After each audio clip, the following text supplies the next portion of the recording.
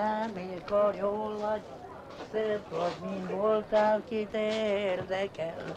És néha jössz hozzám, bem, bem, jó, be, be, be, be, be, be.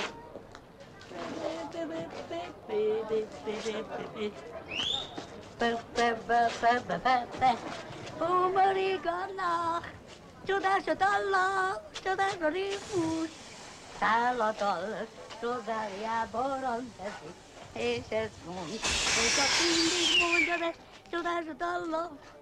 Ó, Mariganna, to-to-to-to-to-to, be-be-be-be-be-be.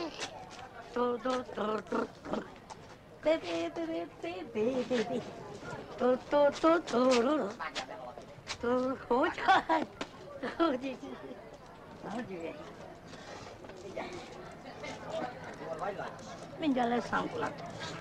Jól vagy? Na, miért? Hogy? Na jól. Hogy? Az alkoholizmust, mint társadalmi jelenséget nem foghatjuk fel elszigetelten, hanem egy szélesebb körbe kell beágyazni, mint a kábítószerfogyasztás, az extázis keresés egy részjelenségét kell értékelnünk. Voltaképpen itt az emberi történelemmel egyidős jelenségről van szó, sőt, bizonyos kutatók véleménye szerint előzményei, analóg folyamatok az állatvilágban is, bizonyos madárfajtáknál is megtalálhatók. Kezdetben vallásos, mágikus ceremóniák szerves része volt, rituálék, egy mozzanata volt a kábítószer és alkoholfogyasztás, és ez a későbbiekben fokozatosan önállósodott, világivá vált. És ma a 20. század vége felé egy olyan paradox helyzettel nézhetünk szembe a fejlett nyugati országokban, hogy a kábítószerfogyasztás önállóan, mint vallás jelentkezik, a kábítószerfogyasztás önmagában is vallásfunkciót tölt be. Ez elsősorban a hippi mozgalomban és az ellenkultúra mozgalmában jelentkezik. Amerikában Timothy Leary volt az, aki a társadalmi forradalom helyett az extázis politikáját hirdette meg, amely 3 részre bontható. Ez a 3 elv: ragadtasd el magad, hangold át magad, és hagyd ott az egészet. Vagyis fordulj magadba, ragadtasd el magadat, és keresd meg a magadban levő ősi energiákat, egész cselekvésed rendszerét hangold át a kábítószerek által felfedett ősi anyag és energiaritmusra. Timothy Leary szavaival másszál be Einstein képletébe. Végül pedig az egész társadalomra köpj, hagyd ott az egészet, lépj kifelé. Timothy Leary optimista vagy pesszimista jóslata értelmében néhány éven belül Amerika LSD országgá válik.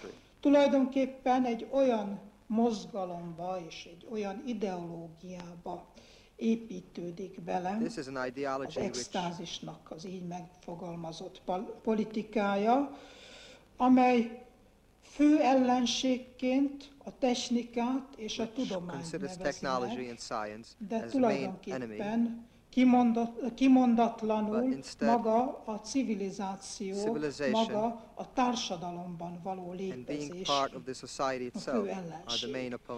A cél az ősi törzsi kapcsolatok egyszerűségének, a sámánizmusnak a visszaállítása, a visszavonulás az egyén látomásaiba, a fantáziának a szabad szárnyalása, az egyén ösztönvilágába való menekülés, amely a társadalmi cselekvésről való lemondást is jelenti természetesen. A kábítószereknek ez a fogyasztása, mint ideológia, egy vallásos reneszánszhoz kapcsolódik, újjáélesztett ősi rítusokhoz, valamint kultikus funkciókat betöltő zenéhez.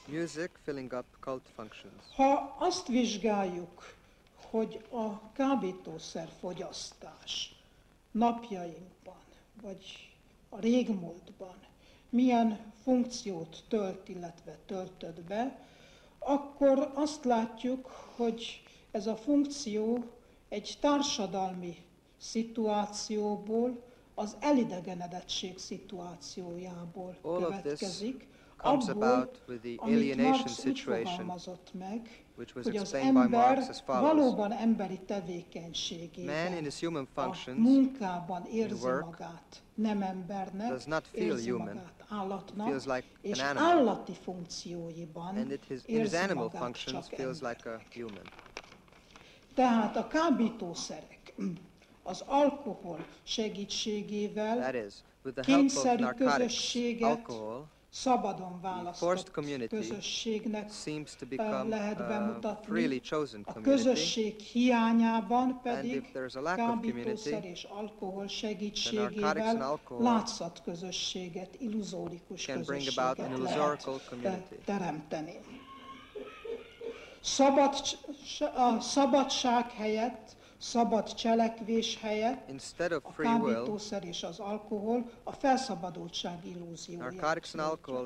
Az egyén kibontakozása helyett az egyén torzulásának elfogadtatását nyújtja.